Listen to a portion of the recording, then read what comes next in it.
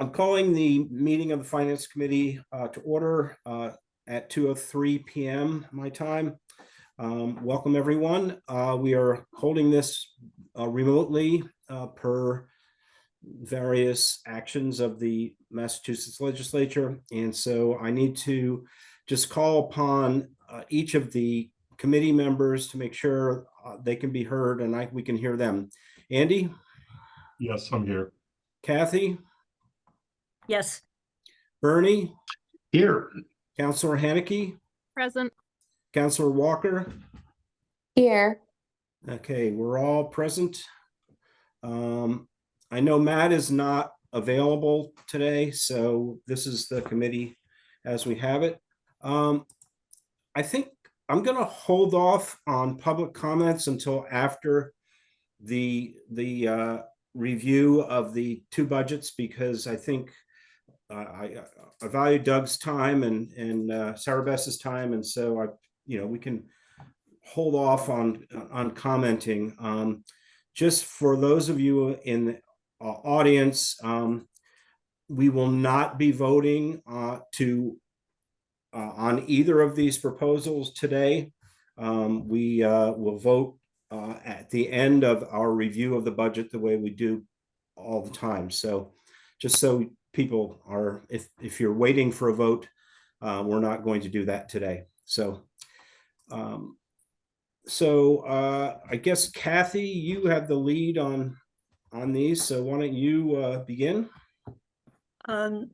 Thanks, Bob and Doug. I'm hoping that you got sent the questions in advance. One was a general one on where we could see the 6% budget, and for people in the public, I did discover we posted it on the town's website.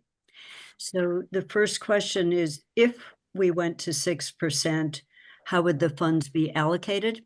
And Bob, I don't know whether you want me to walk down through that. So, on regional, that's one of the questions. Then the other is House and Senate bills are moving.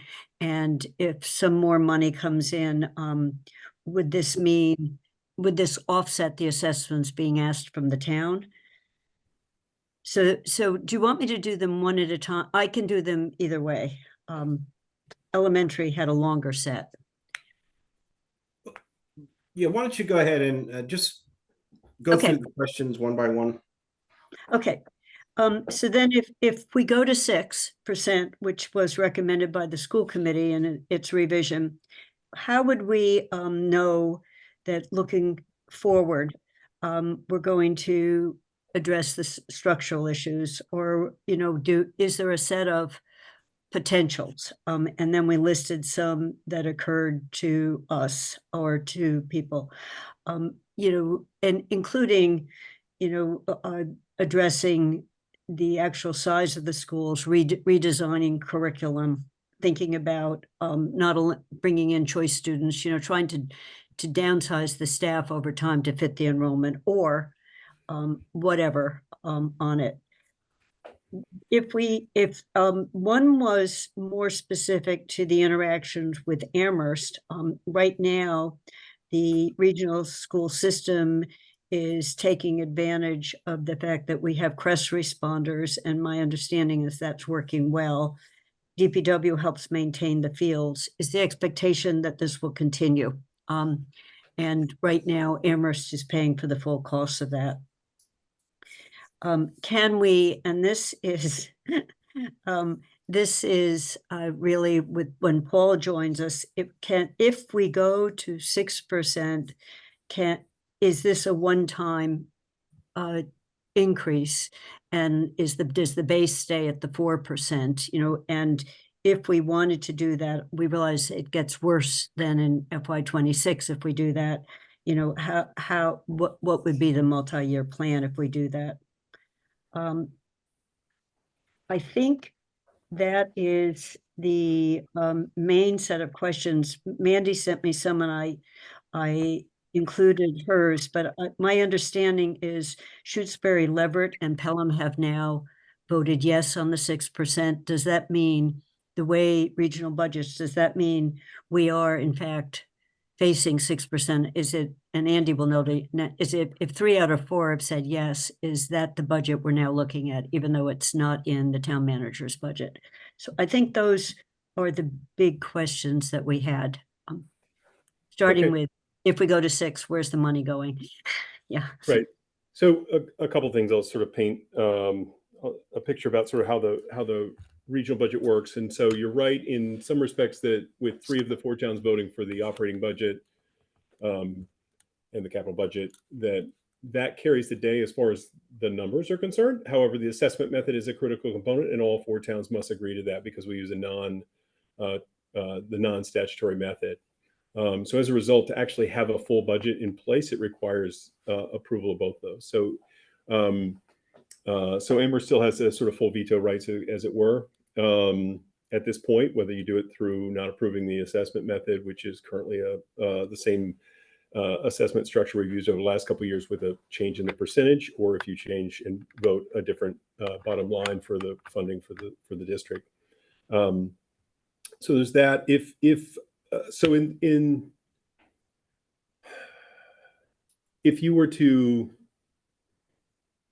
not approve the sort of the budget number, but approve the assessment method at 6%, then you'd be compelled to, we would have a budget because it's a 3/4, there's one town can vote against the budget numbers, but all towns must vote for the assessment method. So it's a little tricky, but you have to both passed in order to have a budget. So if the town if the town rejects the assessment method, then the regional schools do not have a budget at present. So that's one piece. I think that, to the question of sort of the base, so the assessment method drives what the assessment is. We have traditionally in the last few years used the previous year as a starting point for that assessment method, but and typically because budgets go up, and so everybody's assessment goes up a certain amount, and there's limits on what increases can be. What you are assessed is the sort of base. So if it is approved at a 6%, that is your base number for the next year. But again, the assessment method is one that we have collectively as 4 communities decided upon. And so if we collectively decide to fund at a lower level from, just across the board for assessment to the 4 towns, or if you change the structure of that assessment method, that could change percentages, increase or decrease from the previous year significantly. So, but as far as a basis, if the assessment method is approved by the town, then that, that number is the basis for the coming year. But then again, when we sort of start putting budgets together in late November, early December, whether you can continue to afford that or not, and what percentage increase you might be able to tolerate or not, is going to be part of that conversation. If, and this is true for any of the 4 towns, is that because we're using an alternative method, then we can change the method if we need to meet the resources that towns have or don't have. So that's one piece. There's a question about how the funds will be allocated between the middle school and high school. I think we're going to determine that as we get closer. I mean, we're in process now. We'll and this will be the generic sort of thing I'll say about that, is that I'm going to lean on the sort of educational professionals in the buildings to tell me what's best, and to figure out what's the best educational implementation that we can do with the money and resources we have available for the kids. So what we restore is going to be driven by what they think has the most impact for the dollars that we have. And that may, run counter to popular opinion, and it may also run counter to your own personal preferences. But I think we're gonna leave that in the hands of the administrators as is their purview. As far as some of the questions around how we're looking at the future, there is a sort of structural problem that we have. It predates the ESSER monies. And we have not in a couple of years or several years taken a deep and long look at a host of topics. I think our program of studies, our staffing model, our utilization of our buildings. All of those are things that we need to be looking at in the next couple of years to determine how best to reconcile the gap between what our general increase in revenue looks like versus our general increase in expenses. Our expenses go up 4 to 4.3% per year. Our revenues are going up about 2.3 per year. On average, the towns can, as a whole, not individually, but as a whole, the towns can tolerate about a 3% increase in their assessment each year. The other primary components of revenue for the regional schools have held pretty flat, and particularly, the big one is Chapter 70 funding. That's been at a very, very low rate. So unless that has a significant influx of funding, we're going to be in a continued state of having revenues flatter than the growth in revenues flatter than the growth in expenses. And so we've got to find some structural things we do, whether it would be with physical use of space, programs, program study, how much school choice we use. All those are things we have to explore in some way. One of the questions that we haven't looked at in a systematic way, or certainly not in a long time, is what's the program of studies we want to offer? Because when we come into a reduction circumstance, it's always difficult to reduce things and have less of what we've offered before. And there's some level of analysis of what do we want to offer as a program of studies. What's the number of kids that are necessary to sustain that? Because that's a question too. Is like, if you have 50 kids, it's hard to sustain the same program as if you have 500 or 5,000.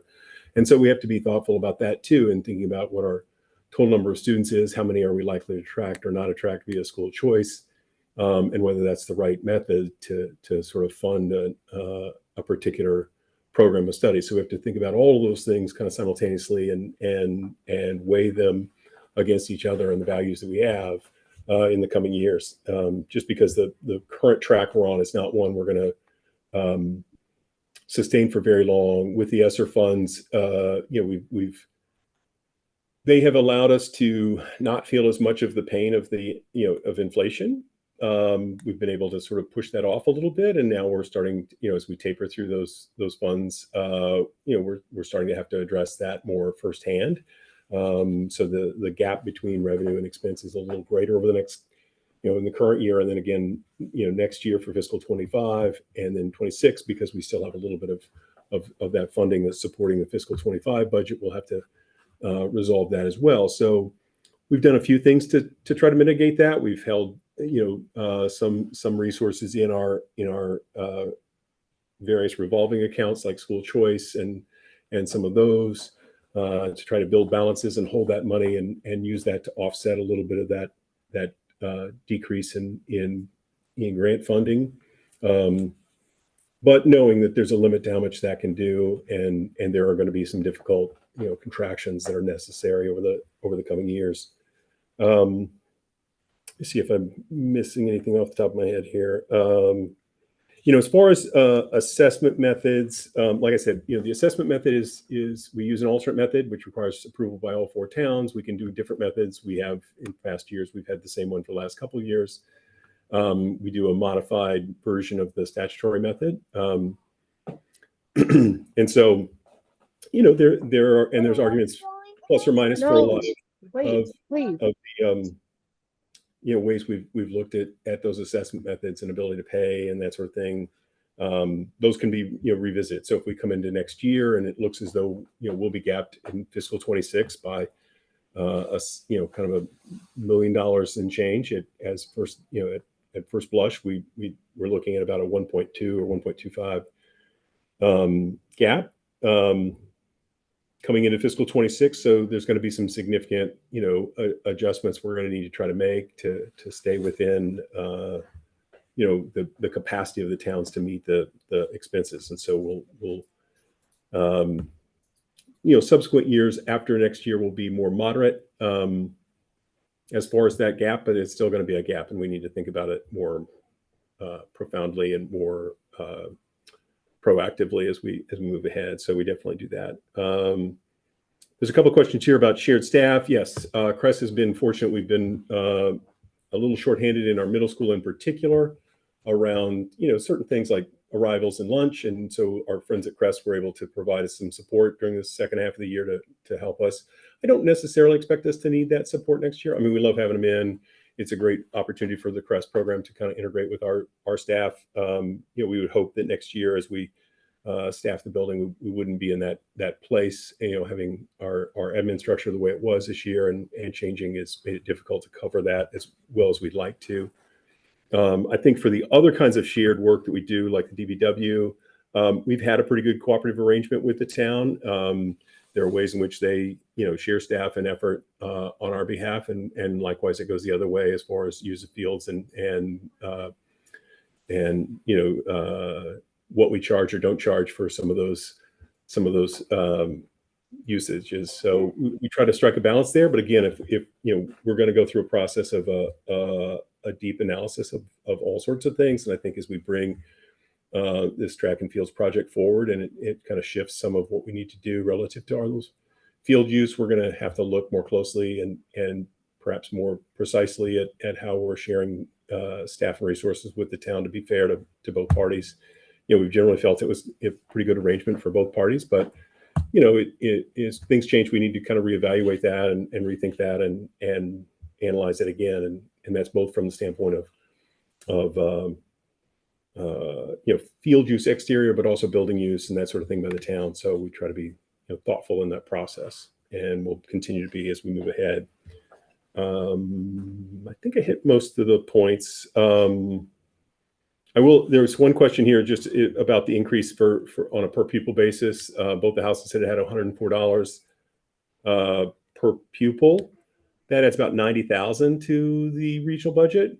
In the House Ways and Means budget, though, because they reduced rural school aid, which is a form of funding that's been recent in recent budgets, they reduced that from 15 million down to 7.5. That difference kind of washes out a good part of that 90,000 increase. So the House Ways and Means wasn't necessarily a plus for the regional schools. In the Senate budget, it was they sort of, I don't want to say fully funded. They funded the regional school aid at the same level as the current year, and they also increased to 104. So there'd be about a $90,000 increase. In general, what happens when we do our budgets is we make guesstimates of what we have, like for any of our revenue, whether it be transportation reimbursement or Chapter 70. Anything that comes in above projection is generally not discounted in the assessment to the towns. And what happens is if that revenue, because some of the revenue doesn't come in as expected, so it goes both ways, right? So we have when we net out at the end of the year, any additional revenues and ahead of expense end up being in our E&D, which is like reserves for the town, but we're limited by a 5% of our operating budget in totality of how much we can have. And so if we get above that, then we are compelled to make adjustment. And that's either discounting assessments or something of that sort that we have to do. That happened to us a couple of years ago. Our E&D got above that 5% threshold, and we reduced the assessment during that fiscal year. I want to say it was fiscal 22. I could be mistaken on that. So it's kind of a lagging benefit to the towns when that happens, but we do have some boundaries on how much we can sort of stockpile, as it were. They don't let us sort of accumulate each of the member towns' money forever. We can do it to a certain point, but then they do compel us to spend it in some form. So I think I'll pause there and see if there's other things that I either missed or that you want some more specific answers to. I think you responded to the main ones. I consolidated in some Mandy sent to me, so she may want to follow up. I have one that crosses over with elementary, so I'll just state it and then we can come back to it after Mandy does. And it's looking into the future.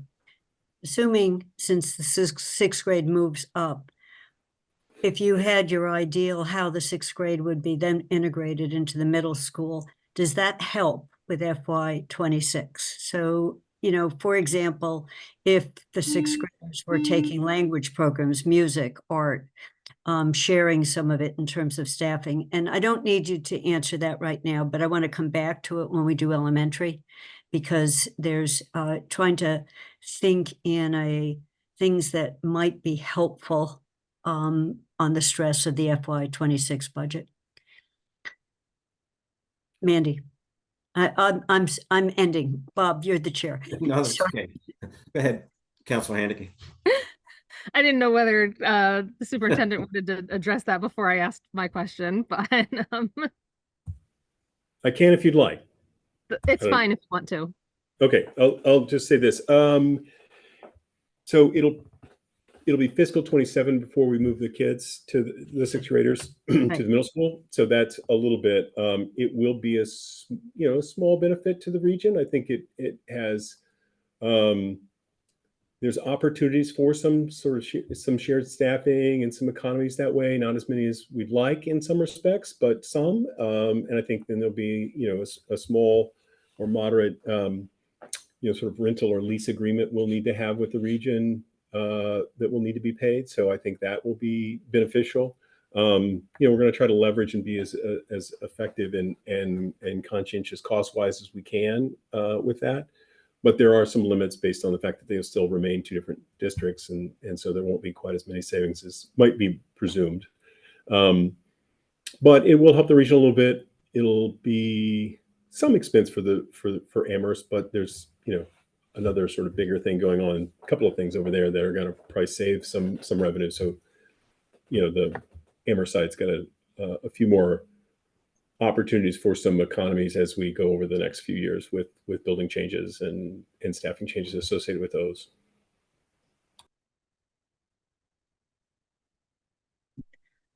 As you talk, I get other questions. I don't know where to start, but I'll start with a question that popped up as you were talking about the sixth grade move. Is that move potentially preventing the region from considering all options for addressing a structural deficit, including particularly potentially closing the middle school and combining 7 to 12 all into the high school? That possibly would go in with, I know there was a determination that at this point 7 to 12 doesn't fit in the high school, but if you started removing choice students, that might change. I don't know whether it does, but it's probably something that should be on the table. And does the current sixth grade plan prevent that from being considered?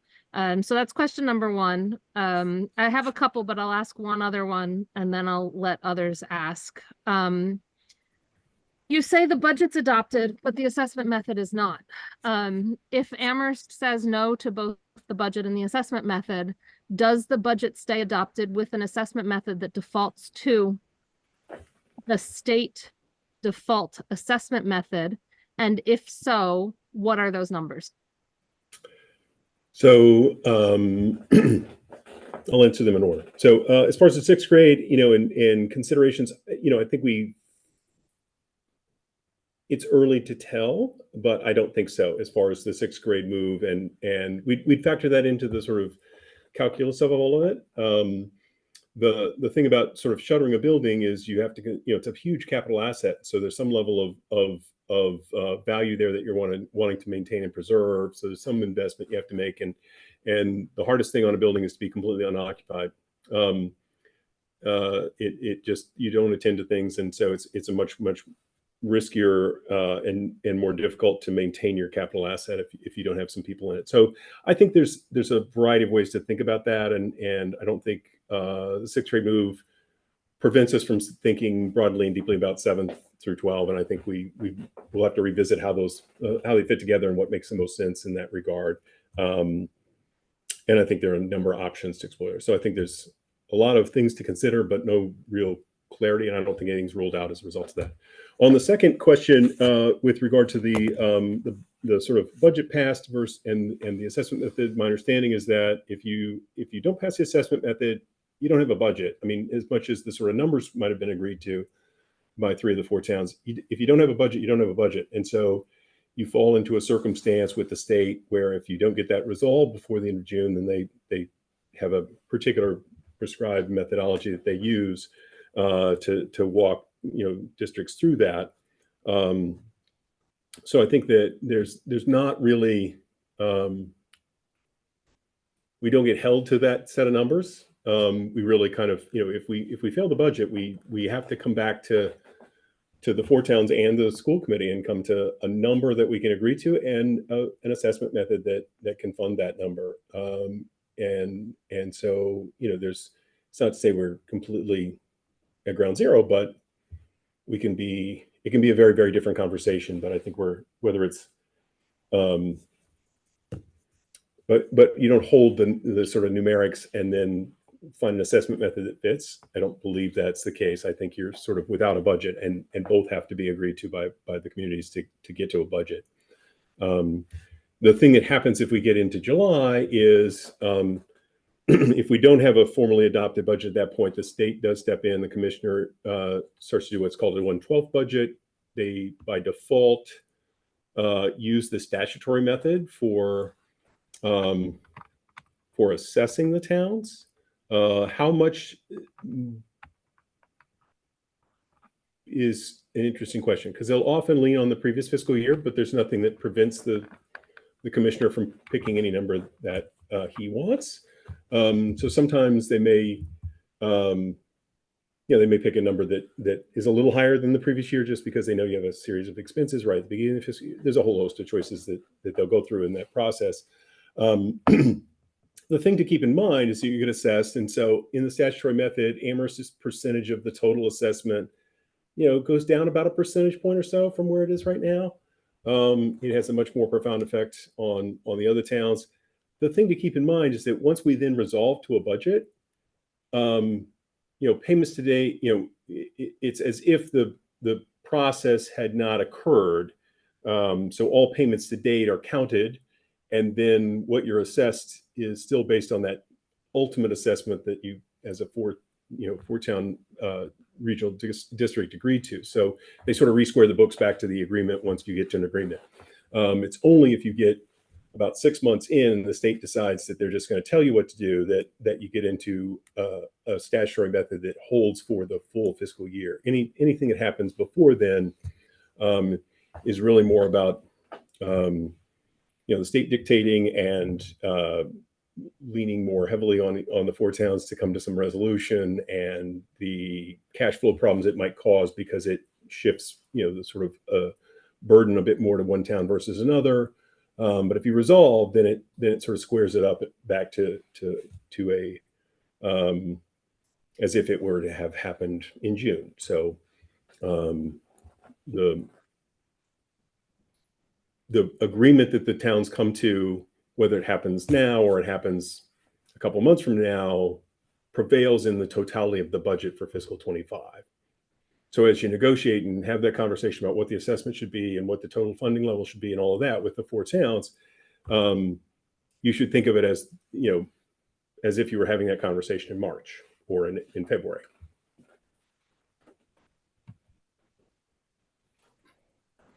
Doug, I wanted to follow up on one thing I believe you stated that under the 6% budget, you haven't decided specific changes to curriculum or to teaching staff. Is that correct?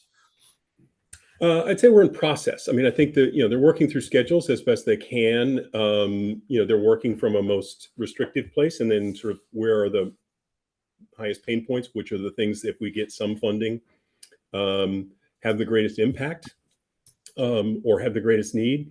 So they're in that process. Had some preliminary conversations with some of the building administrators about that, but they're still, still working through that process. There's some things that they suggested to reduce that are much easier to hold true to. So I think that the list of things that I think we got and we shared out with you guys is still the sort of working list of ideas there, and then they'll restore as much of that as is possible with the funding level that's available. And are there any constraints in terms of notification of teaching staff and other things that you kind of run up against a hard stop? Yeah, for our teaching staff in particular, we have a April 15th deadline for notification about your continued employment with the district. And so we took a conservative approach at that point because we didn't know where it was going to land. So we presumed all of the reductions to get to a 4% increase for Amherst Leverett, Mhm. Shutesbury, and 2.5% or so for Shutes. I mean, 4% for Amherst, Pelham, and Leverett. About a 2.5% increase for Shutesbury. So we notified people of the potential of their not having employment back in April. Some of our others, it's a June 1 date. But again, we'll use the same sort of modality with that if we're not settled by June 1. So we've indicated that to folks, and it's difficult because they're sitting in a place where, well, maybe I'll have it, maybe I won't. So they have to make the best decision for them personally. And that's a tough place to sit. Yeah, no, I agree. Thanks. Bernie? Mandy, are you finished with your line of questioning? You can go on, Bernie, and Oh, I'll thank come back you. with some different questions. Okay, I sent some questions in, and Doug, I have no idea if you've had a chance to look at them or not. But I looked at the DESE profiles for the regional school and for in the Amherst school. And on the Amherst Pelham, DESE indicated that 23 teachers were hired in 22 and 23 and 13 paraprofessionals. So the question, I'll have a similar question when we get to the elementary schools, is how many of these hires were to manage staff turnover? And how many were new additions? And were the additions to the, first off, I should say, presuming these are accurate, how many of these hires were to manage staff turnover? How many of them were new positions? And were the new positions all paid out of ESSER funds? So I didn't get a chance to kind of dig into it too much. I did see the question. I will say that most will be replacement of staff that have left. So it's about staffing churn. Folks retire, they get employment somewhere else, they leave us, that kind of thing. So most of it's that. There were probably some that were particular to needs to beat requirements of an IEP. So we may have had to add some new staff to meet the needs of an IEP, particularly in the paraprofessional range. That's probably more likely there if we have kids that have one-to-one paraprofessional support. Sometimes we add staff to meet that, and that's dictated by their IEP. The ones that we added in 22, there were some of those that were probably funded with ESSER funds. We tried to sort of carve that back last year and this year to not explicitly fund them from ESSER. And yet, in some ways, indirectly, we're still funding them from ESSER because we're using ESSER to generally support the budget a little bit. So, there is some of that. But I would say the overall, sort of change there is mostly just turnover in staff, and a small amount is related to some added staff, either by virtue of IEP needs or some adds we made in a targeted way to support the schools generally around pandemic related work. I'll say as an aside that I did take a look at the selected populations profiles that DESE publishes, and we are under the state averages in every category except special needs students, where we're about 20% over what the state average is. Unfortunately, DESE mushes all these up into, and I did not have the time or the effort, was willing to make the effort to tease out elementary from secondary and secondary schools from technical schools and everything. So I just didn't do that. The other question I have for you, and I'll preface this by saying when I had the opportunity to work on contracts for contracts, teachers and others, I worked with a exceptionally good attorney who really made the point that when you negotiate a labor agreement, you're not negotiating a 3-year labor agreement. You're looking at 6 years out, possibly 9 years out. Given that, how does, and you hinted at some of this, I think, in the regional meeting, how does the changing age, credentials, and experience levels of the staff, of the new staff that's been hired, impact the current and future contract costs? Yeah, I think that what I've noticed, so I'll just paint a little bit of a history lesson here. So when I first started working for the district over 15 years ago, when we looked at our our staffing, we have a grade and step system. So, there's different grades for in teaching, for example, it's based on education level, but in others, it depends on the sort of work you do. But then there's steps. So you come in at a lower step and then you work your way up to a maximum step. And so when I first came in, the number of folks that were at the top step, so sort of maxed out and in a year-over-year basis, were only getting cost of living increases, was at about just shy of 70% of the staff were at the top step. Right now, we're just under 50 or right at 50%. So that puts a greater inflationary pressure on you year over year. And what you have with staff that are not at the top step is there's the COLA, the cost of living increase, plus the step. And the steps vary depending on contracts, but they're usually just waiting for the bell to finish ringing. Sorry, they're usually in the order of about 3 to 4% in most of our contracts. So, for a person that's getting a step and a COLA, their increase from one year to the next could be 5-6% relative to their previous year. And so when you get younger, there's a greater inflationary pressure. And we're in that place right now, I think, with the sort of baby boomer generation sort of mostly retired at this point. We're going to probably hold steady in that range because I think the sort of churn of staff is going to be such that we kind of hold in that mode of not as many people at the top end, and so I think that inflationary pressure of a grade step system is going to be greater over the coming years. We did some work on looking at that a little bit across our all of our contracts. If we have similar increases, cost of living increases as to what we've had in the most recent contracts, that puts the just general overall pressure on our labor costs at about 4.3% per year with steps and COLAs. If we negotiate smaller COLAs, that goes down a little bit. But given that people are, and this is true for both Amherst as well as the region, people are 80 to 85% of our costs. And most of that is salaries, that's a pretty strong driver of what's going on.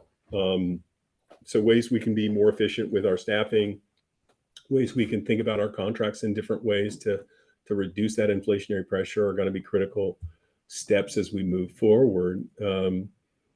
And I don't think any district, a lot of districts are in the same place, because the nature and structure of the workforce has changed. So I think that there's a lot of districts that are going to have to look deeply at their contracts and see if there's ways they can structure them differently in future years. And that's a tough thing because, some of the mechanisms and modalities of these contracts are very, very entrenched, understandably. Yeah, it's difficult. Was there, without getting too deep into negotiating tactics, I'm assuming the steps were looked at in terms of how steep and how frequent the steps are. And I was also wondering if was any thought given to separating out steps and COLA, so that people might get who are eligible for a step raise would get a step raise one year, COLA the next, and the people who are no longer eligible for step increases would simply get a COLA every year. Yeah, I think that, I'm open to every idea anybody has. We're going to head into contract negotiations for 4 of our contracts this coming year. So for fiscal 26. And so as a result, we have 2 that we're trying to finish up now. And those are much, much smaller groups of folks. So there's 6 total that we deal with, and, 3 are under the large umbrella of APEA. And that's the largest one with those 3 different units in it. So we have 4 of the 6 that we're going to negotiate this coming year, and any and all ideas that folks have around that to mitigate or moderate those inflationary pressures, I'm happy to hear about them. So thank you for that. And if anybody has other ideas, I want to hear those as well. Well, as a former state employee, my 3% COLA is on an imaginary $16,000 base. So I try not to spend all $360 at once when I get the COLA. So Right. it's one of those things.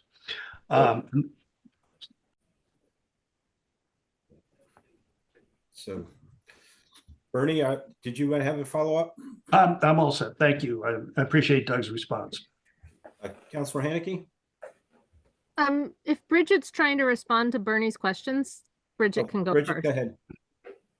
Oh, thank you. Yeah, I wanted to just say one thing sort of broadly, which is when we look at other towns, especially in the region, I know I read in the paper this morning, Northampton's looking for 8 million. I think I just want to like mention within the tone that with the resources we have, I mean, I'm imagining that we're doing a pretty good job that we're not looking Belchertown just past 1.2. I mean, I'm not sure, obviously, there are definitely places to save, but to answer the questions, I looked at those 3-year trends as in terms of teacher ratios to see, because there'd been a lot of discussion about the decline in enrollment and how that aligns. And in 2021 school year, we had 1,283 students and 115.5 teachers. And for 23-24, we had 1,210 teachers, 1,210 students and 109 teachers. So we're down 6.5 teachers and we're down about 73 students. So Yeah. I think And- that Yeah, aligns. and again, using the DESI numbers, Yeah, which that's mush where I got everything it too. together, the state average is 11.9 students to one teacher. Amherst as a whole, or Amherst Pelham is 11.4. So that's not a huge difference. It's about a 4% difference in terms of FTEs per student. So this is one of the puzzles when you're looking at how to manage these budgets more effectively is what's driving it. And it's a mystery to me, And frankly. the really last thing I wanted to say was just in relation to what positions. Our school committee was pretty clear that we want to preserve as many of those positions close to the classroom as possible. And in terms of the teacher notices that were sent, you can go to Doug's presentation and he's got them all listed out there, but there's 4 middle school world language teachers who got notices, a guidance counselor, the restorative person at the middle and high school, an adjustment counselor, and AP Bio and AP Math folks at the high school. I'm sure there's other things you can go for the specifics. It's in Doug's presentation that he's put forward, but those people will have to be the ones cut just by the notice deadlines and the contracts if we don't go up with the budget. Thanks. Thank you. Councilor Haneke? Thank you. A couple other questions. You mentioned E&D, and if it gets too high, it needs to be returned to the towns. With modified assessment methods, including all of these guardrails that have been going on, how is it determined the percentage that each town gets back out of the amount that is being turned? Is how is that determined is question number one. Is it based on the last year's assessment percentage, or is it some other thing? Question number two, thank you for answering about the CREST responders and maintenance and all. I'm curious whether it's usual for a host town of a regional district to incur these types of general personnel and operating costs, as opposed to emergency costs, like when a fire alarm goes off and the host school has to respond, the fire department has to respond, outside of a region budget. And without the cost contribution of cost sharing from the other towns in the region, because it's being incurred under the host town's operating budget and not the region's operating budget. And my third one is potentially more for our school committee, regional school committee members that are here. What has the school committee and the administration actually done to put in place now or in the next month or two to start really looking at and all the changes that need done because of the structural issue with the regional school? What's going on now? Because we have less than a year to find solutions, because as the superintendent said, even if the regional school budget is adopted by all 4 towns, next year is just as bad. And we can't be here again with nothing having happened like we are this year compared to last year, where we said the same thing. We can't be here with nothing having happened. So what have you all done since April or March, when this really became your concern and said, we'll be back with a plan next year? What have you done to start that? So if you don't mind, I'll answer the other two sort of first. So in the assessment and the return of the assessment, they use the current year. So since you are essentially giving credit back to the towns in a current fiscal year, you use the assessment method that's in place, or the percentages based on the current year assessment method. That's sort of the best. The reality is some of those dollars are maybe from 3 or 4 years ago, and then some of those dollars are from the current year. So they just use the most recent year's assessment method as far as discounting is concerned. And it's one of those things we work hand in hand with DESE when they sort of say, hey, wait, you get too much money, you got to give it back. There are other options though too. You can commit to spending it, and if you do it early enough, you can do it, which we do every year anyway to some extent. We budget some of our E&D for budget support, so you can do that. You can spend it on capital items. So if you end at that 5% range, there's a few ways to sort of solve the overage problem. One is to discount assessments in the current fiscal year, and then of course there's other ways to dedicate it to other spending. So that's one piece. I think as far as the host town and how much sort of I want to say off the books, but sort of not expressly quantified services happen. I think it depends. I think there's a whole host of ways that host towns provide those sort of active or passive supports to their regional schools. We routinely have programming between our Amherst police staff and our students, or the CREST program and our students, and there's police staff in Pelham, Leverett, Shutesbury. We tap into those folks. There's a lot of cooperative and regional agreements between those towns as well where we share that. Same with fire coverage. So there are ways. I think the balancing act is what does it cost to do the accounting versus what is the benefit? Sometimes the sort of doing the paperwork to sort out what to charge or not charge is more expensive than just agreeing to it. But I think that we're in a place, especially to do a deep dive like I think we're needing to do currently. We've got to look at that and see and make sure we're being fair. As far as what we're asking the town of Amherst to carry on some of those kind of things. I think in the totality of either budget, whether it be the town of Amherst budget or the regional schools budget, I don't think it's huge dollars. At the same time, it's not zero, and taking a look at it's fair. Andy, did you want to go? Because Sarah Bess and Bridget have comments too. No, you can let them go ahead. I'm going to raise a slightly different subject. Okay, Sarah Bess. Thank you. So I can tell you what I have done in the past little bit. We obviously have another meeting tonight where our FY25 budget will be a recurring agenda item, probably from now until it is all settled, and then we will talk about FY26 budget from forever. So I personally have spoken with several senators and representatives. I can give you my list. Where did they go? Representative Patricia Duffy, Joe Comerford's office, Jason Lewis, Chief of Staff, Ian O'Neill, who's the Education Analysis for the Senate Ways and Means Committee, someone from Senator Paul Mark's office, and today even I spoke with Representative Dan Carey.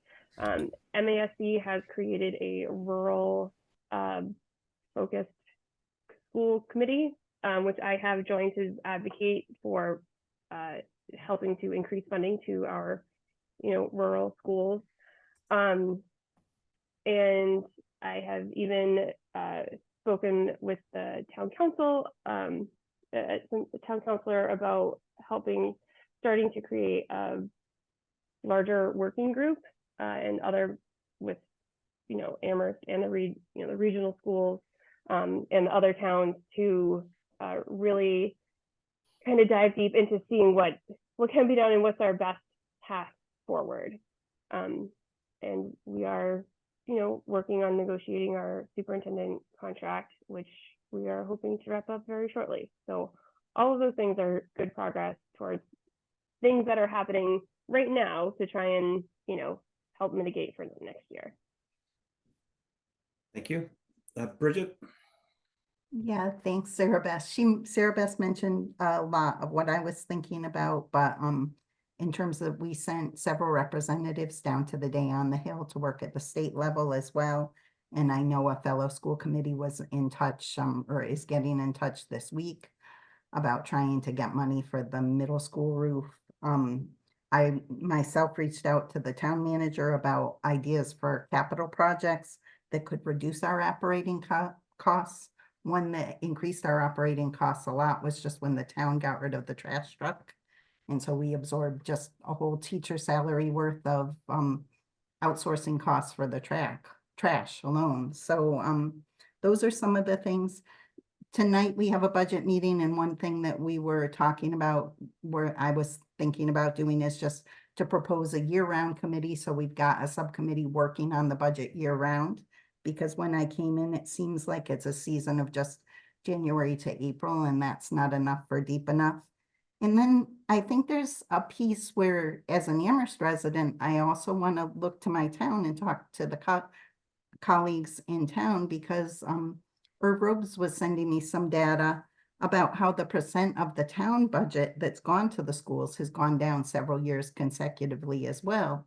And I know our neighboring towns spend more of their overall percent of operating on the schools. And I think we have to have a discussion about whether we want to keep, going down in both areas for the schools, or whether, whether that's because we're raising in other areas for the town. You guys probably know the ins and outs of that better than I do, but I think there's choices being made at the state and at the town's level that do impact on what's going on in the schools. And most people want roads and schools first, as town residents. So those are just things I'd say keep top of the mind. Thank you. Andy? Yeah, no, I appreciate all that has been said, and have been dealing with this for a long time, and there are structural problems with how we fund schools in Massachusetts. And some of that goes back to the fact that it comes back to the towns. The towns are supporting, and towns are limited by Proposition 2.5.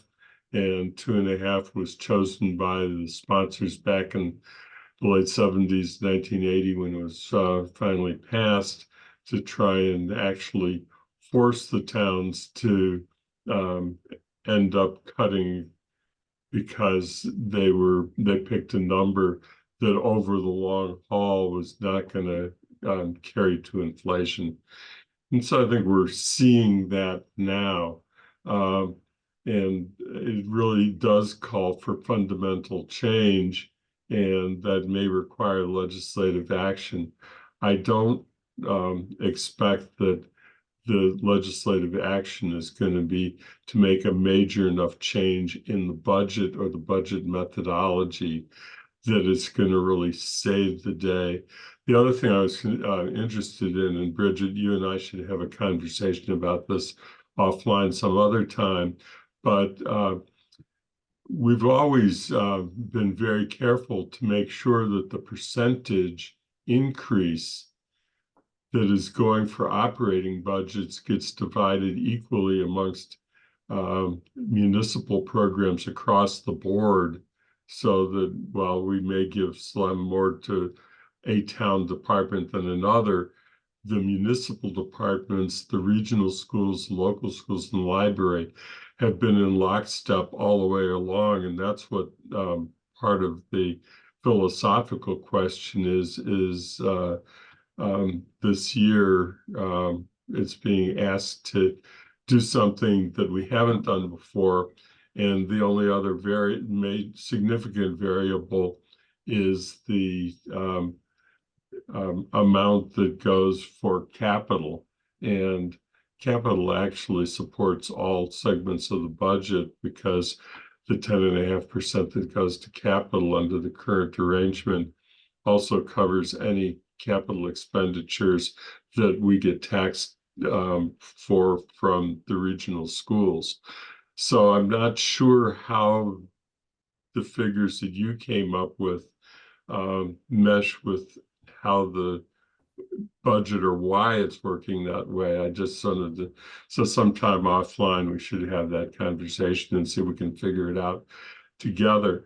My question, though, the reason I raised my hand is that you also had indicated in an earlier comment, you made more reference to all of the other towns that are in similar crisis. We are not alone, and we know that because we all read the same newspapers. And have we had any discussions with other towns as far as things that we might do together to gain efficiencies by cooperative programming or other methodologies that will enable us to become more efficient in how we are doing what we do and providing high quality education?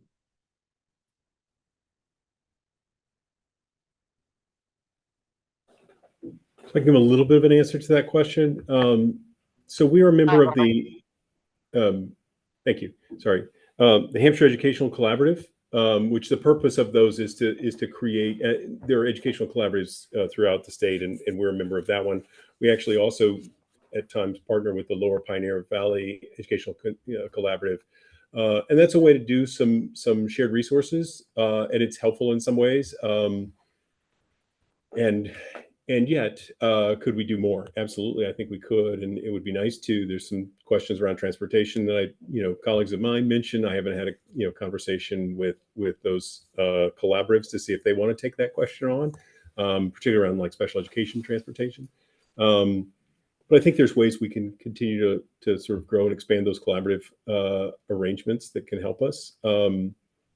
It's interesting how different collaboratives focus on sort of different things where they try to do some cooperative or efficiencies, and I think they can like schools get stuck and sort of kind of keep on doing the things they've been doing, and it's important for us and other member towns of those collaboratives to leverage that structure to help us. So I think there's opportunity there. I guess the other thing that I had been thinking about is that, as you know, Doug, as you were around and involved in it a little bit at the time, we did have a effort made to look at 4-town combination of the entire K-12 program. And we came to the conclusion that we would be much more efficient and much more flexible operation if we were a 4-town K-12 district. Also, we know that other towns solve the problem by actually merging districts in order to gain efficiency of scale with falling enrollment. And it seems that at some point down the road,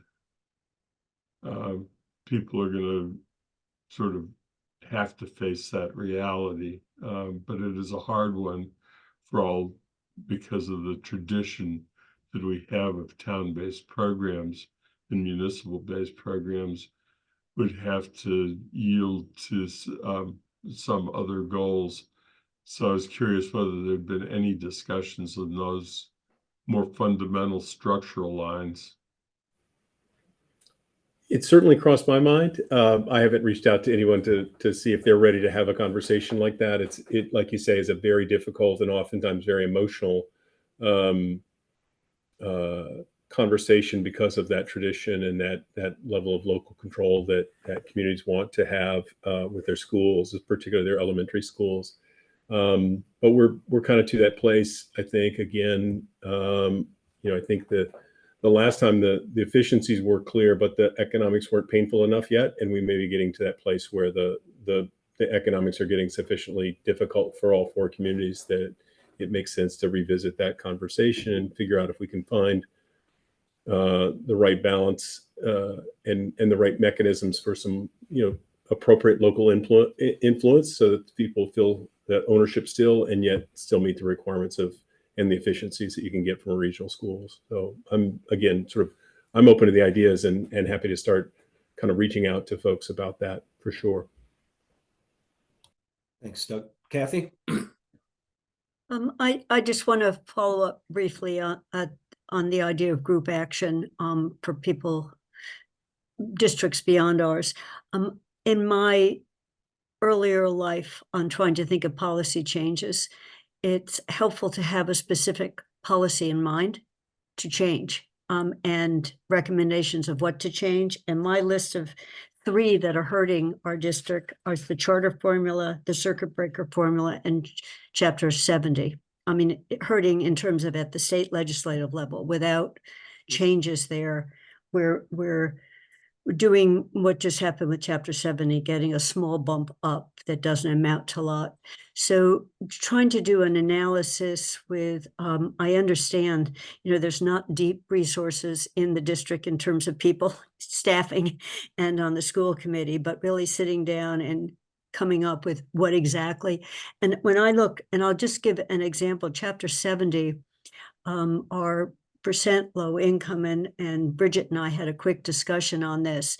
It's measured by school lunch and school breakfast, which are now free, so you don't have to income test to get into those programs, on the welfare program, and on Mass Health or the Medicaid program. In Amherst, this may particularly hurt us with the 4th factor, because if I'm a parent working for an employer like the state in town, I may have family coverage and not pull my kid out, even though my income would make me eligible. So I never am means tested for health insurance. So I've been wondering whether we put the housing voucher, section 8, in as an additional metric, that people who are in subsidized housing, either with a section 8 or, because that's a means tested program, in the same income range. So it's a looking at if there was a change that was in the spirit of what the basic law is trying to do. And I didn't look at circuit breaker, Doug, for the district, but circuit breaker in the elementary, we're losing money on it. It's supposed to make us whole, but we don't completely get whole. So the attachment point for the circuit breaker is probably an issue. So it's and then charter, it's clear what's going on in charter. So my point is not just to build a group around these are the changes we want, because otherwise every year it's trying to get more money. I think I'll just stop there. The other big one in terms of advocacy is there was a millionaire's tax passed, and a big chunk was supposed to go to education. It's not coming back to K through 12. A little bit last year, not a little bit, a chunk came back in a very good way for Amherst, because it went for capital and it helped bump up the amount our new school is getting from MSBA.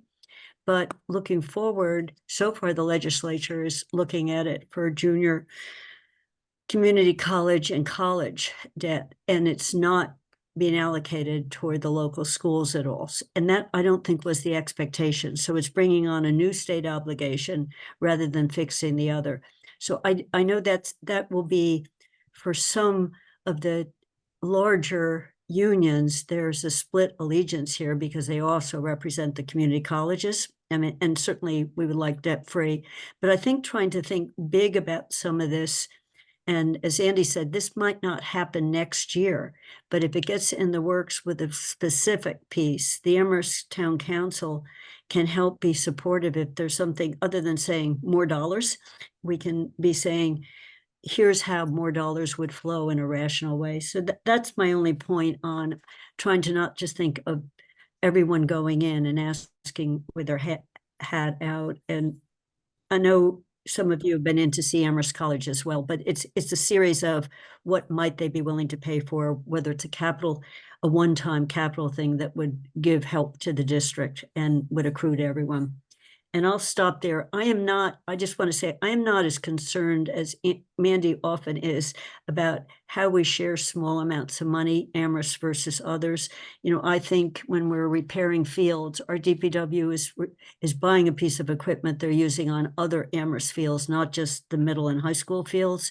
So some of this just makes sense to me when we're buying grass seed, but the big ticket items. And I'm going to end there, but the other piece, if we go to 6, we need the town manager to give us options on where to go to for 6. The one time we weren't equal recently, to go back to bridges, when we added the Crest department and we brought in firefighters, the municipal budget got a one-time bump up to accommodate an expansion of a function. But it was a one-time, and as Andy said, every year since then, it's other than the amount that goes for capital. So there was a staff, a kind of staff, a type of staff. We opened up a new department, and it was a one-time bump. And we eased in with ARPA money, but then we absorbed it into our budget. So there was, Andy, there was one exception over the time we've been in the council to exactly the same. So I'll stop there, but we will need to have a discussion with the town manager of going to 6, where's the money coming from? Okay, I want to go to Bernie and Councilor Haneke, and then it's 3:08, so I want to move on to the elementary schools. So Bernie. Yeah, let me try and be brief and say this quickly. I think one, Kathy is right on target. I would abandon the rural focus for a variety of reasons. Pick some issues that will allow you to broaden your base and broaden the electorate.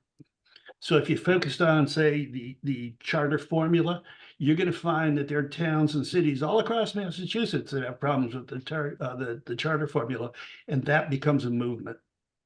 Not, well, we're small and we're poor. Let's focus on issues that affect a broader population. I would say that if you look at what percentage of the town's funding goes to schools, that's a poor measure. You look at the towns in Franklin County and 75% of their budget goes to their schools. That's because they don't have a lot of other things going on. You look at cities and you'll find that less than 50% of their budget may go to the schools, but that's because they've got a lot of other things going on. So that's not an accurate way of looking at it. If you want to look at, again, DESI data, we spend about 20% more than average on the regional school. And we spend about, I think, 30% more than average on the elementary school. So our per pupil expenditures relative to the rest of the world are pretty robust. And I'm not saying we need to change those, but just acknowledge that that happens. One of our former counselors a budget year or so ago made the remark that our elementary schools cost is about the same as Bement for a day student. So that's, that's a measure. I would also look at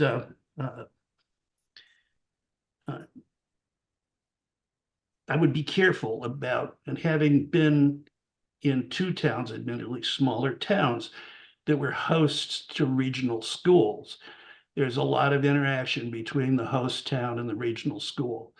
And I don't know, and I would agree with the observation that there's not a lot of budget savings in there. There's a lot of good guy stuff that happens. There's a lot of sharing, but you're building a trust and you're building a working relationship. And oftentimes that's fostered by the employees, not by the leadership. So I'll just let it go with that. Thank you. Thanks, Bernie. Councilor Haneke. Thank you. One thing that actually kind of bridges both budgets in a sense, but I do want to second what Bernie said about comparison of budgets, especially towards much smaller rural towns. But my question is, the Comandantes program in the elementary school is working its way up to the first class being 5th, or I think they're 4th graders this year. What is the plan when they hit middle school? Are they going to lose languages for 2 years before they get to high school? What has the school committee and the region as administration done to plan for that, because that might not be next fiscal year, but it might be the one after that. I'm not sure if I've got my years right, but where's that in the planning too? And how is that going to affect the conversations that need to happen? So I can speak to that a little bit.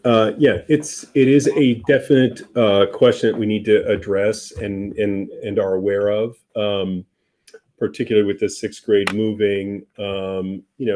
It's where it gets tricky is to extend that dual language program into the region, because what's fair and equitable for our regional partners in that regard. If they didn't have access to the program, they can't join the program, but then if the cost is borne by the region, there's an inequity there. So we got to think about either, if we want to continue a dual language program through, say, all the way through the high school, and I'm not saying we do or don't, I'm just saying, just thinking about the sort of financial components, we got to find a way, if that were to be the case, that we're either offering opportunity for the other towns to participate previous to them getting to the seventh grade, or carving out that cost somehow that seems fair. Because if only Amherst kids or kids that went to Amherst elementary schools are eligible to continue in a dual language program, you're again excluding some kids from access, and yet charging everybody for the cost. So we've got to think about how that works, and whether and how we do that. How we marry that in. I think that there's a critical question, independent of sort of dual language programs. Like, well, how do we, we've got kids that are, hopefully fully bilingual as sixth graders. How do we continue to support them, whether it's a dual language program or otherwise? How do we support them academically around that language in their secondary progression? So those are all questions we've got to kind of think through, and think through the equity questions about that as well. So it's on the things we've got to consider and got to get figured out, and we've really got about 2 years to do that, but that coincides with a whole host of things that are coming in a couple of years. So it's in that mix of totality of things to consider. Okay, thanks. Anything else on the regional schools? Okay, why don't we move on, Kathy, move on to the elementary schools. Thank you all. I'm gonna pop off. Okay. Not elementary school person. Thank you. So Doug, I sent you a much longer list on the elementary school. So instead of reading out all of them, I'll just touch what I think are some of the big ones. And Mandy asked one of them on the sixth grade move. One is, I might have missed it, but I didn't see a revenue table. So in the posted budget. So I just wanted to see how this year is financed. And the question was, I think there's $400,000 of ESSER money holding up this year, but I wasn't sure. So that's just a question. And then the introduction. So going with this, since I couldn't find a revenue page, I couldn't see what you're looking forward. There's a sentence that says, over the next couple of years, current economic circumstances may require the district to lean on non-recurring revenue to support the budget. Didn't know what that meant, on what non-recurring revenue coming from where, and how much of a gap. So for the district, middle, you did a look ahead kind of budget to show revenues versus expenses. So since I couldn't find it for FY25, I clearly wasn't going to find it for FY26 or 27 either. And so I don't know how much thinking is going into FY26 as this middle year before the new school is open, but in FY27, we're going down from 3 to 2 schools. And so whether there's been I know there has been, but some thinking as we're looking at that on what happens to the total budget as we go down to one fewer school that we're operating. And just so everyone knows, when we applied for the money from MSBA, the funding organization, for schools, we had to do a pro forma table on this. So there was an exercise done on talking about it, and clearly there's utility savings because it's a net zero school. So it was trying to think of, are we in? So I was particularly worried about next year, FY26. Are we in trouble with where revenue is going? Because as everyone knows, the elementary school seems to be right on target for the guidelines. It's at 4%. So we're not dealing with needing more money for it. And I asked my question for the district about the 6th grade move up, but do we have any more thinking? And I just think this could be a future conversation, because to what extent, as the 6th grade moves up, are they taking some of the ELL art music costs that are in the elementary school? Are those disappearing? And are there economies of scale when they move up to the district? And Mandy just asked the one on Comanantes. So I did have a question on the Comanantes program on the budgets. I see we lost a grant. And it was a couple $100,000 if I look at the 2 different lines. I was curious on what happened there and why didn't we keep getting that? And then I'm trying to do the biggies. In this one, enrollment is down and staffing is up, Bernie. So it's not quite it's all equal. But one of the issues on enrollment is I looked at school choice. And in the past, when we looked at school choice, we kind of broke even.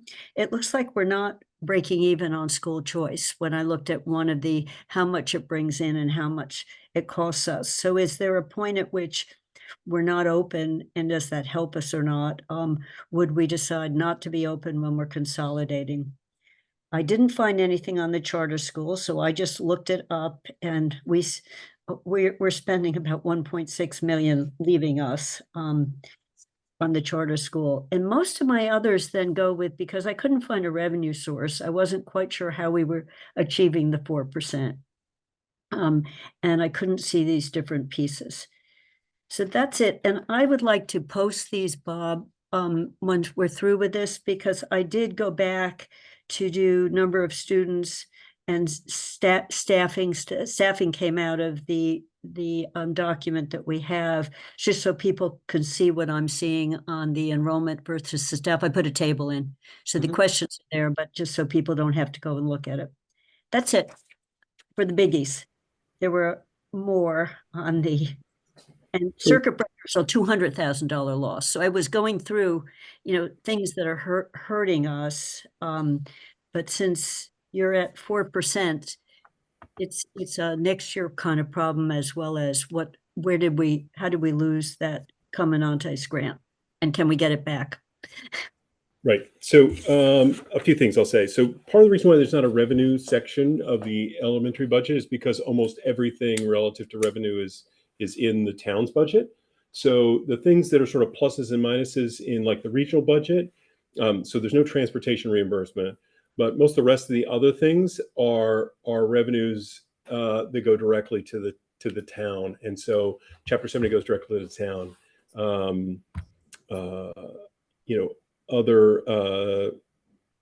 Other revenues like and expenses are charged directly to town. So charter expenses are handled in the town. And so you have to think of it kind of in the same way that like Chapter 90 goes to the town, and then the budget for the DPW is inclusive of that, but not exclusively just that. So there's a similarity there, I think, in some respects. It is also difficult because some of the things that you think of in terms of kind of revenue are things like grants. So the 400,000 is the right number for ESSER funding support in fiscal 25. You think about school choice. Those are technically partly because of our auditors told us that they can't be counted as revenues. School choice is considered an offset, which is an interesting thing. We generally do take in more money than we send out. The thing we have there is we usually have about 90 kids that come into Amherst. I was just looking recently, 90, 95 is kind of the neighborhood of how many inbound kids we have for school choice. We send out about 50 or so. The very large number of those go to Pelham. That's a short story on that. And the cost for school choice is $5,000 per student. And then if the student incurs special education costs, those are claimed by the district that provides those service and billed directly to us as a cost. And so all that stuff happens on the cherry sheet. Because Chapter 70 is considered an offset, it can't be counted as revenue, which is kind of a quirky thing. And it's always hard to sort of represent that well on our budgets. What we do is when we use our school choice revenue in our budget, we reduce an expense, typically classroom teachers, but we really should, and we'll probably start to shift some of that into special education, because some of that revenue that we're generating there is truly to support staff and services for kids that have special education needs. So that's part of it. So sort of the revenue is the line item that you guys vote for elementary schools. That's most of it. As far as appropriation, that's what we have. We are using for the coming year about $750,000 in school choice. That's up a little bit. We've intentionally, like I said, with the region, we've used less school choice the last couple of years in order to build balance, so that we can leverage more of that in the coming year. So we're trying to taper our dependence on the ESSER funding a little bit. There's some limits to that, and there's only so much resource there. But we bring in about $700,000 of school choice revenue, and we're using more than that this coming year. But that's part of why we sort of build a balance, and in good years we use less, and we use more in years that are a little tougher. But I do think, yes, next year for fiscal 26, it'll be a tougher year because, again, that $400,000 of ESSER support that's in there, kind of reducing our expenses, will hit in full. And so that's a concern. There were other things that I wanted to make sure to touch on. Oh, the Comandantes grant. So we've been fortunate to get that support and help us build our program. The state shifted what they wanted to fund and how they wanted to fund. Some of it's because we're a more mature program. They wanted to support some programs that are getting started. So that's part of the shift there. And that's, and with grant funding like that, it's generally what they call non-supplanting. So we really aren't supporting like teacher salaries. Does it help tremendously to get, instructional materials and do other kinds of support for the program? Absolutely.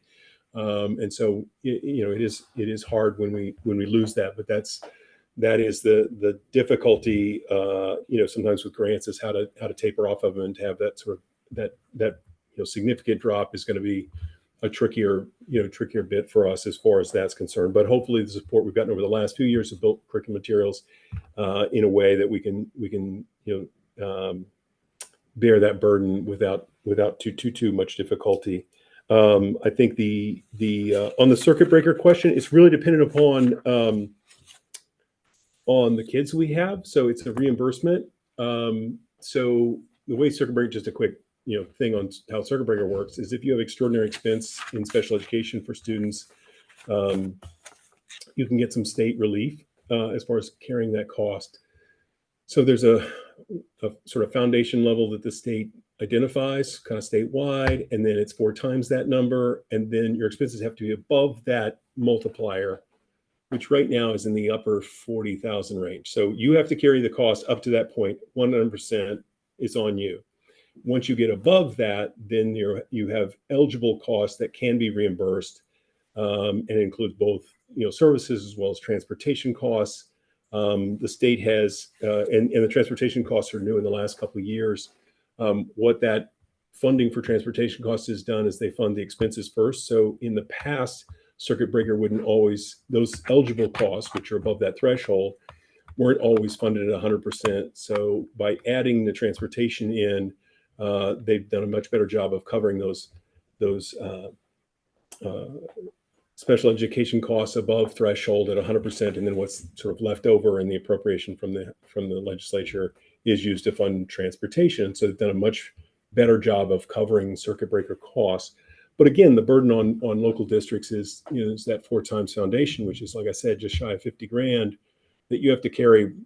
And if your kids cost that less than that, you're just on the hook for the whole thing. And only once you get above that is some of it reimbursable.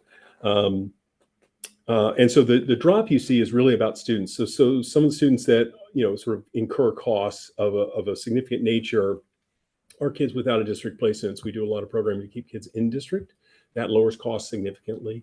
But we've had some kids out of district in the last few years. We had a drop in census of out of district kids. So that is part of the available funding drop then, because they reimbursed us for those that were eligible. And we'll probably see that kind of uptick again next year. So it varies a bit from one year to the next. It often runs a bit steady.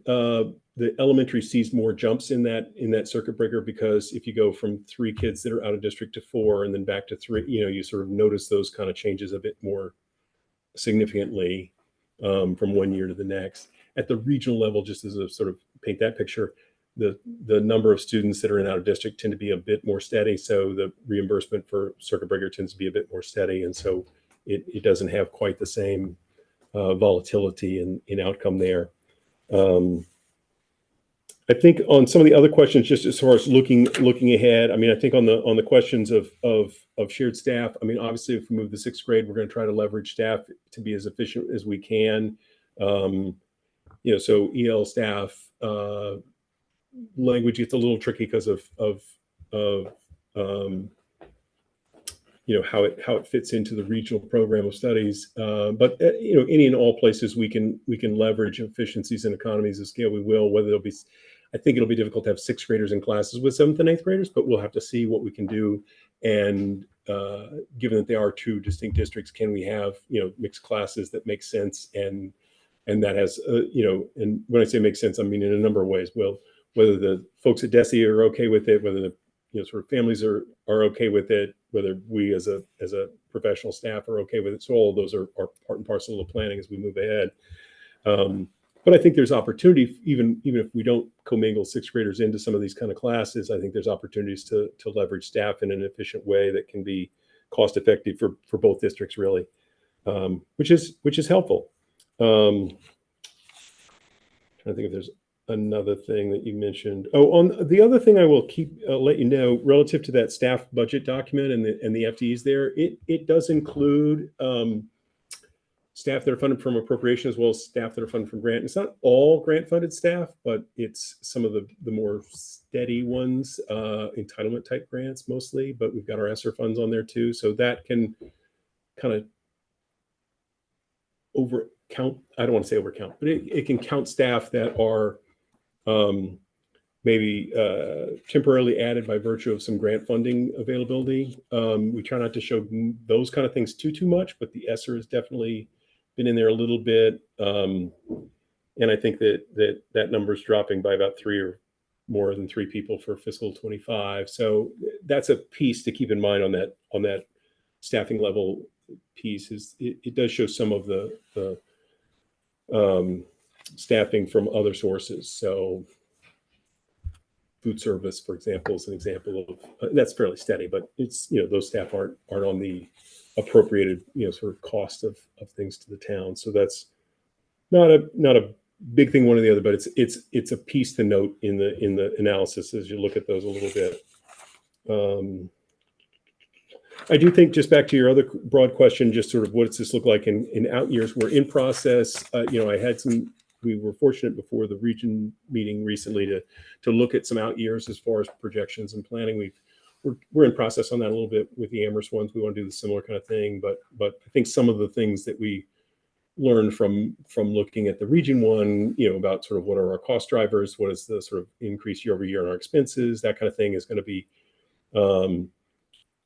very, very similar. I think on the sort of revenue side for Amherst, I mean, I think generally, 3.5% is typically the increase from one year to the next most of the years. So again, we have a bit of a gap between our available revenues and our available expenses. So I think,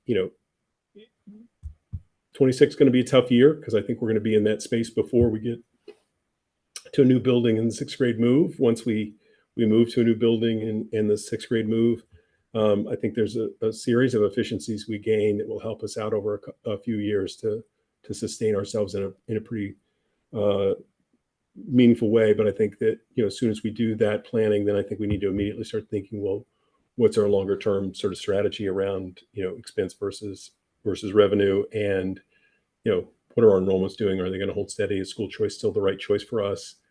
Et cetera. So hopefully that got to most things, at least a little bit. I think you got to most of them, and I see Mandy's hand is up, but just on school choice, when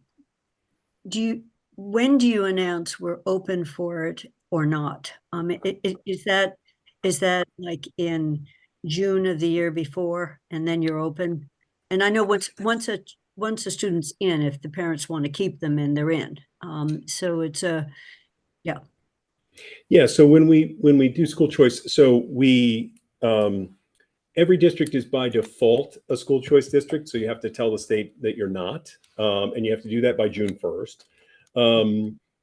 We have remained that way. Now, even if you are a school choice district, you can decide that you don't have any openings. So we evaluate and project what we think we're seeing in each of our buildings for each of the classes, and do we have capacity that's for a given grade level to carry another student or two or whatever it is, and we intentionally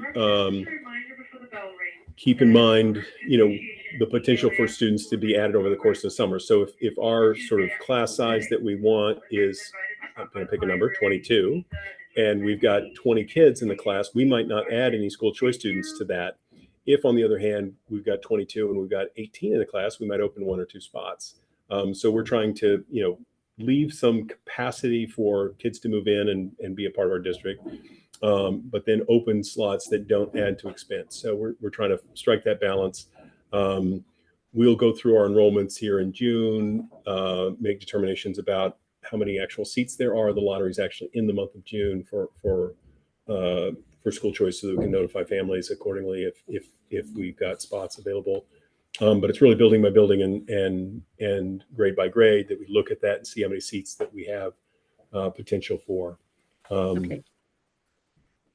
We in prior years in finance, when Mike was doing this, the adding one more person to a class that is very low in enrollment didn't bring much operating costs, so it makes total sense. It's when you're looking to squeeze down the size of total enrollment that you start thinking, so that's why I asked it in the context of going to a consolidated school where yeah, so I'm going to cede the floor to Mandy, and I understand now what you're saying about revenues, but without seeing that we get this much money from the town, this much from Chapter 70, and we're plugging a hole with 400,000 of ESSER. I don't care how you do it, but it was detective work to try to figure out what the hole was, and thinking about what does FY26 look like, that the ESSER's gone, and this other non-recurring mystery funds. It's good to know there might be some. So yeah. I did want to comment on that was that sentence that was in that narrative at the beginning of the budget book. I didn't realize got left. It really was vestigial in some respects. It's from last year. So if you think about last year and the fact that we had ESSER money for this year next, that's where the couple of years part comes in. Okay. And not the recurring part. I think that it's really, there are some things that kind of fall into that category, but it's not quite as fair a statement as it was a year ago. So sorry. That's okay. We'll delete that sentence. Thanks. Yes, Councilor Haneke? Yeah, two questions, one of which is a follow-up to the multi-year budgeting plan. You provided a very, very basic one for the region that showed us a lot of structural issues with a region budget in the last couple weeks.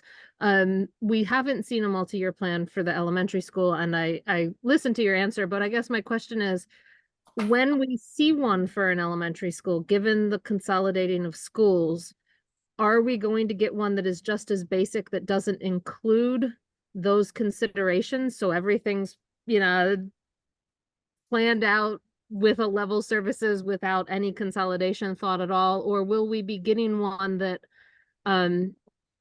particularly, next year when we think we might have a rough elementary year, the council, at least I as a counselor, am going to want a multi-year plan that is a thought out multi-year plan that includes thinking about, oh, well, utilities aren't going to go up 10% because they might go down to zero or something because of this. No, they won't go down fully to zero. You know, and thought out about, well, what are our personnel savings by consolidating the schools? Because at least when the elementary school building committee was formed and all of those applications went in, there was projected personnel savings too. So I guess I want to know that when we see a projection next year, in case we have a bad year, that projection will have those numbers already included, including how much personnel we expect to save, how much utilities have been saved, and things like that. So that's sort of a follow-up to the multi-year question one. Question two, when you're looking at choice seats, especially since we are consolidating schools in 2 years, have you projected out, do you project out the need or potential problem with offering choice student seats now, where there might be an opening in Wildwood or Fort River now, or in both, but given the intention to consolidate and reap those efficiencies of larger student numbers in a school and all, where you might be able to eliminate a classroom in a grade because you can better be efficient, are those, when the school opens, projected out so that now you're not potentially, you're saying potentially, you know, we don't have seats now because if we accept them now, it increases our costs in 2 years when we consolidate schools? Or have you not even thought about that?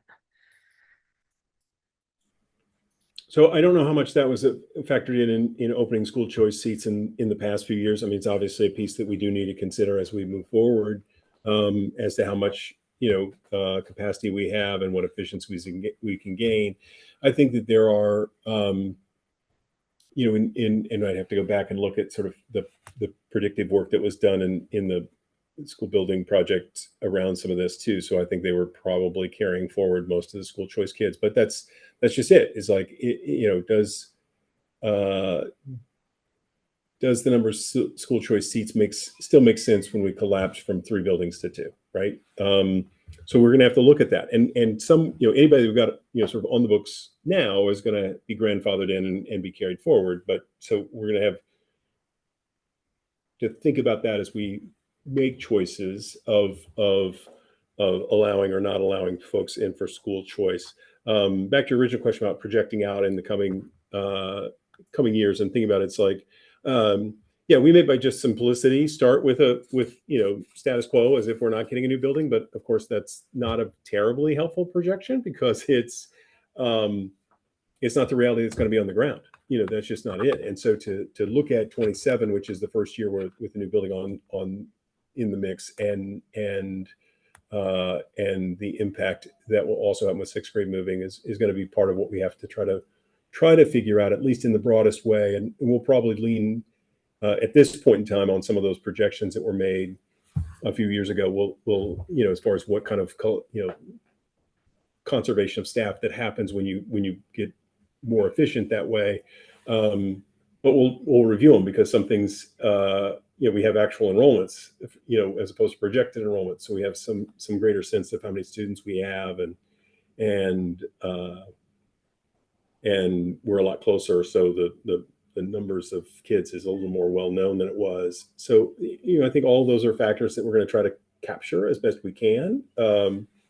Because I think there are significant opportunities for efficiency when you sort of collapse from 3 to 2, and we'll be conservative in those estimates. I think if you go back far enough, and when we closed Marks Meadow back in 2009, I think it was I can't remember if it was fiscal 9 or fiscal 10. We made estimates of what that would save. It actually ended up saving more than that because we were very cautious about our projecting of that, and we'll do the same thing here. So. I think fiscal 26 is going to be the hard year because it'll be before we make those shifts, and then there'll be significant factors to consider. We'll have fewer administrators, we'll have fewer classroom teachers, we'll have fewer all sorts of things, interventionists, et cetera, et cetera. So we've got to think about those and work through the models. And in the short term, some of that will be very broadly guessed at, and part of the work that we're getting underway is to start to dig into those that planning and approach to how do we think about that more concretely, because we really have to, within not too terribly long, start to really make and get to decision points about, well, how much and what's the model and does it change much and what ways does it change and how many staff are necessary to fit that model, and then what's that all cost, so those things are getting underway now, and we'll, like I said, we'll probably do a rougher cut in the very short term around some of the financials, just to start getting sort of the order of magnitude of things, and then as we refine our planning, we'll refine those financial estimates as well. Any other questions on the elementary schools?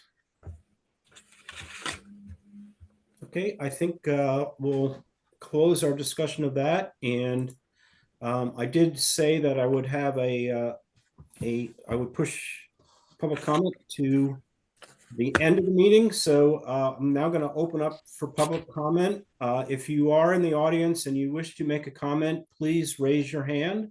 I see two people with hands raised. Athena, why don't we give each person 3 minutes and we'll bring them in, please. Okay, is it okay to thank Doug and Sarah, I'm sorry, Doug and Bridget, and let them go?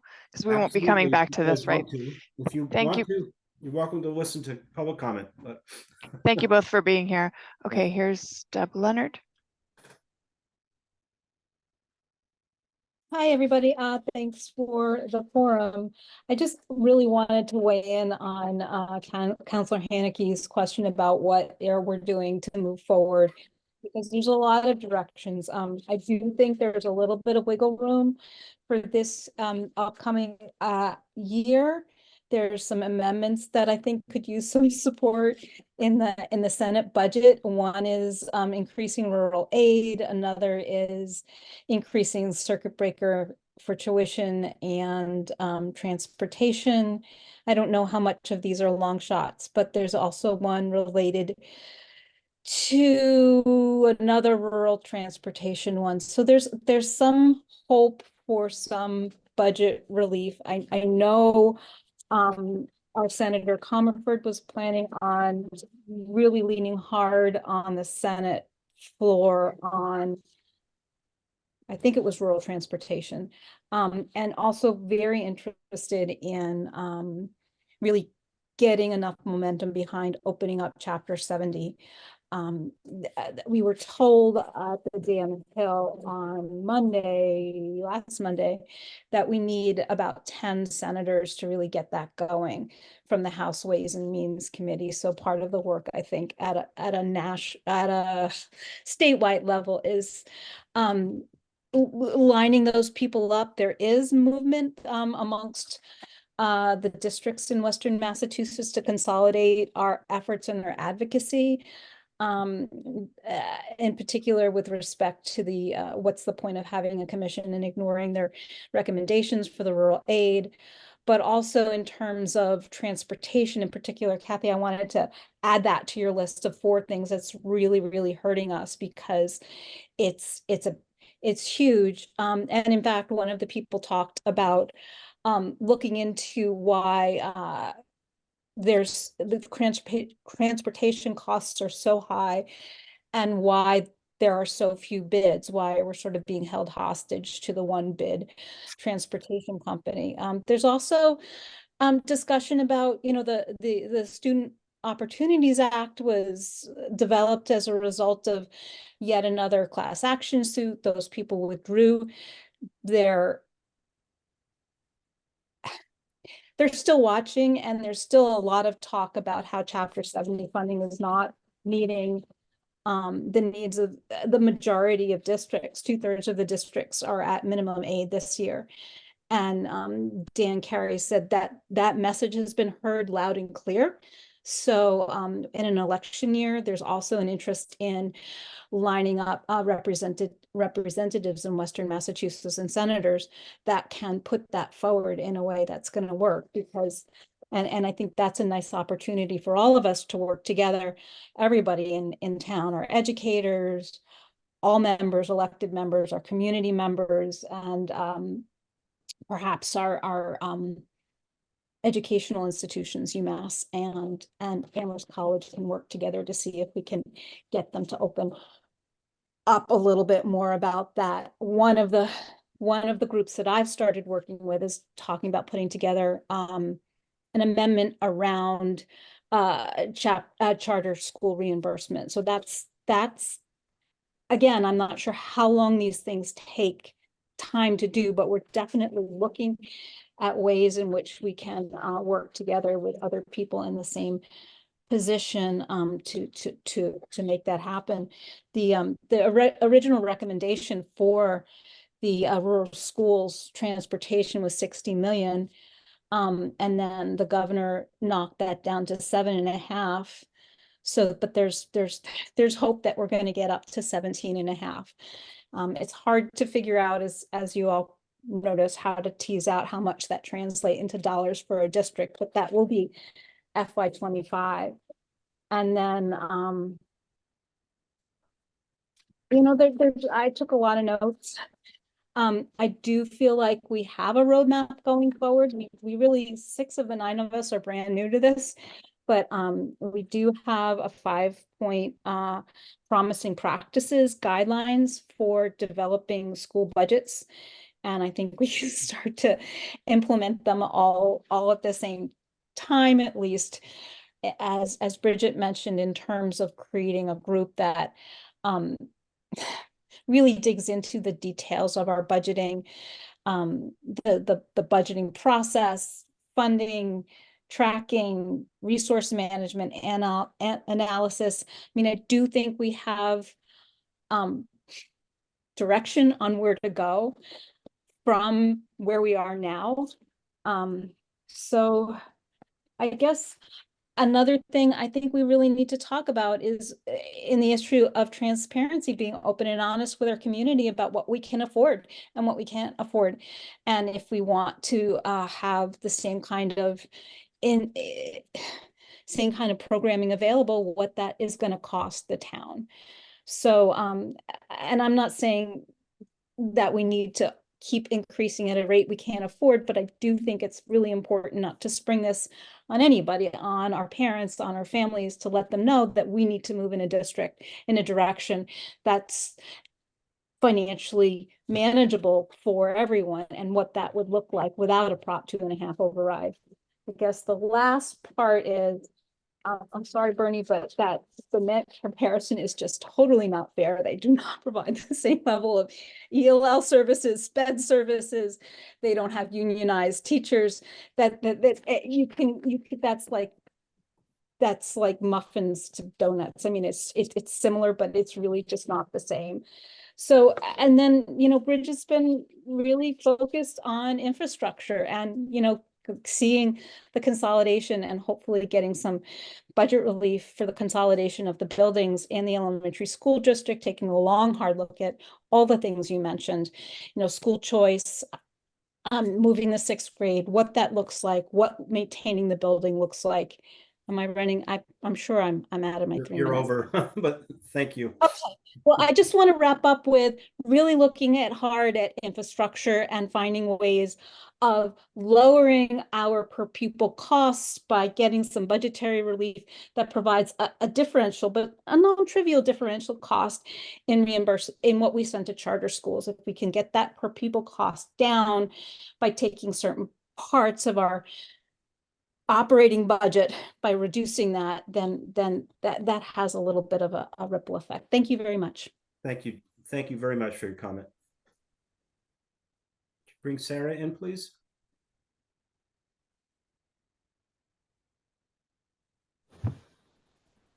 Hi, everyone. Can you hear me? Yes, we can. Thank you. Great. I'll be quick.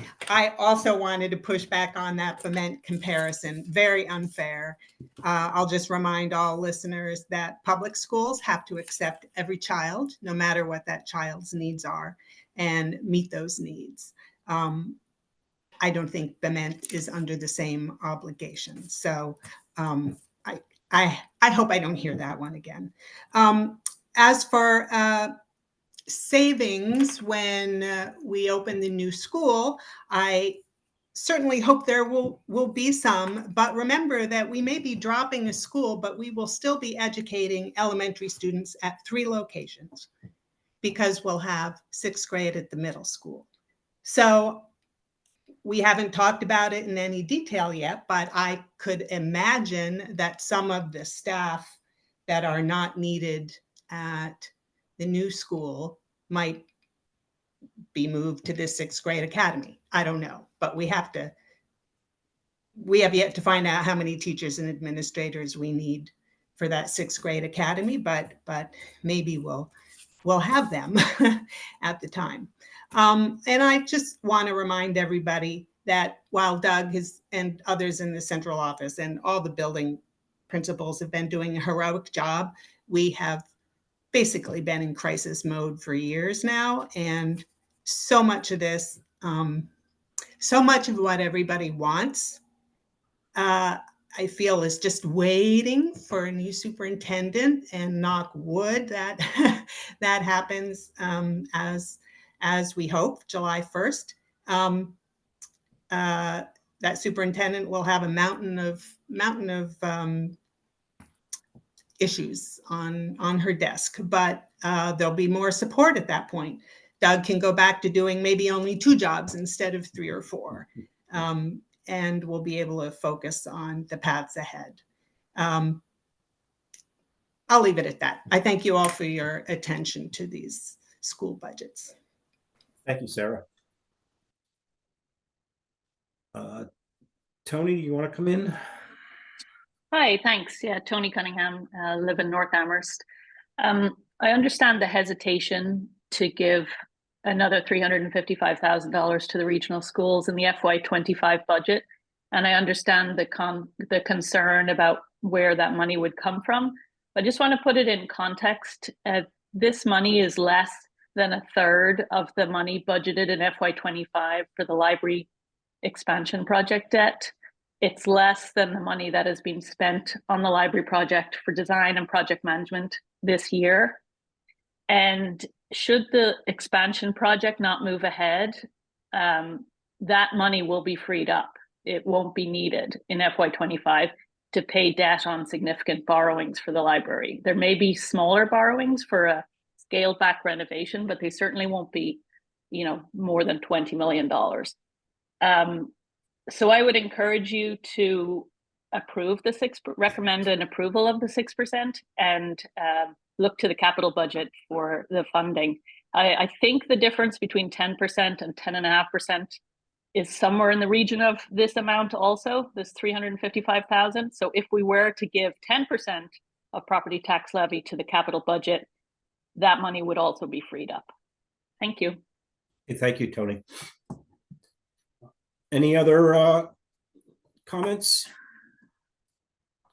Okay, I don't see any hands, so I will close public comment.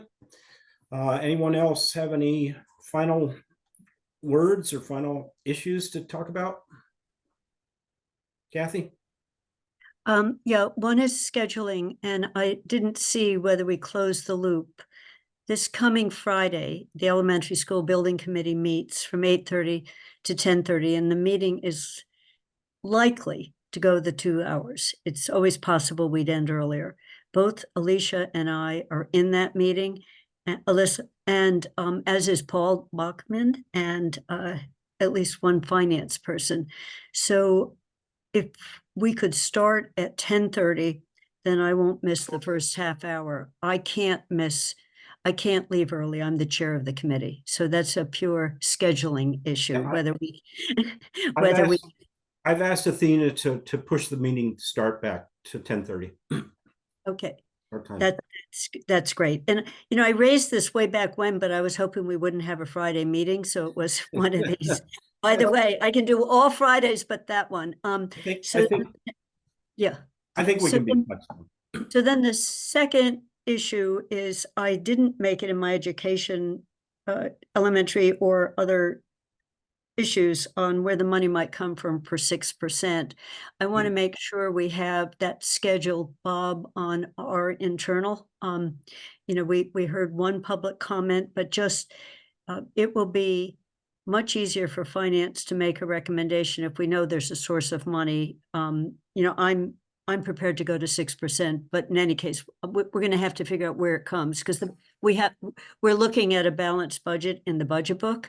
So, and that's got to come from some combination of Bob, of Paul and Sandy Pooler. So somewhere in our scheduling, that we carve out a piece of time for that was the other thing about scheduling.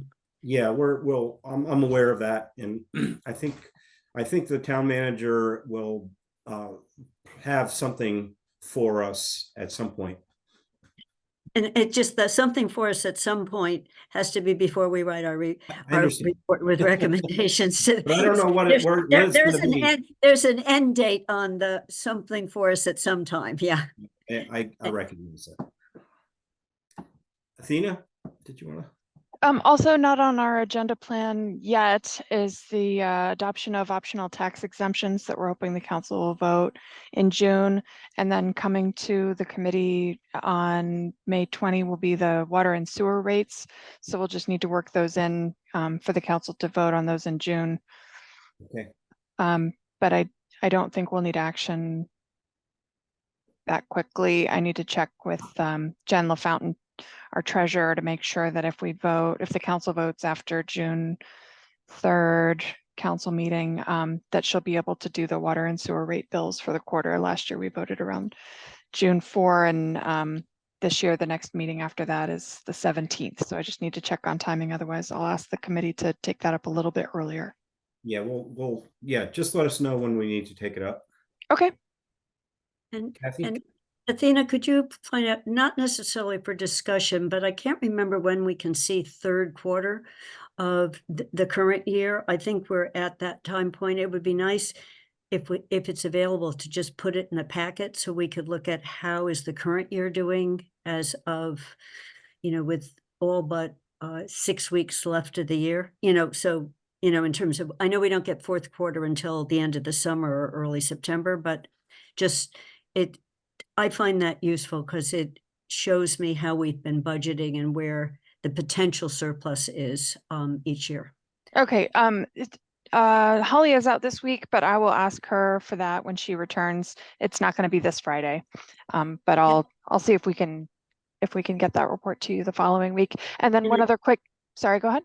And I just want to say it's not necessary for a presentation, but at some point we'd have to have it because I think most of us can read through it. I'm just really looking at how we're doing. Sure, so I understand. Yeah. It's not her time as much as our time, so we have it while we're thinking of the budget. That'd be great. Well, during the meeting. Right. And then another quick note, we have on Monday, the public forum on the appropriation for the fire truck scheduled for 6:30. So we've asked that will be a public forum for the council and the finance committee, and you'll have an opportunity to reconsider your recommendation after the public forum before the council votes on the appropriation order. And then on the 21st, the very next day, we have the public hearing on the budget at 6:30, and that's virtual. The meeting on Monday, Bernie and Matt, you're welcome to attend in person or online. Thank you. Anything else? Okay, do I have a motion to adjourn? So moved. I second. Okay, we need to vote on it. I'm an aye. Kathy? Yes. Andy? Yes. Councilor Haneke? Aye. Bernie? Yes. All right, I think Alicia's dropped out. Okay, well then we're adjourned at 4:01 p.m. Thanks a lot, everybody. Thanks, Thank you. everyone.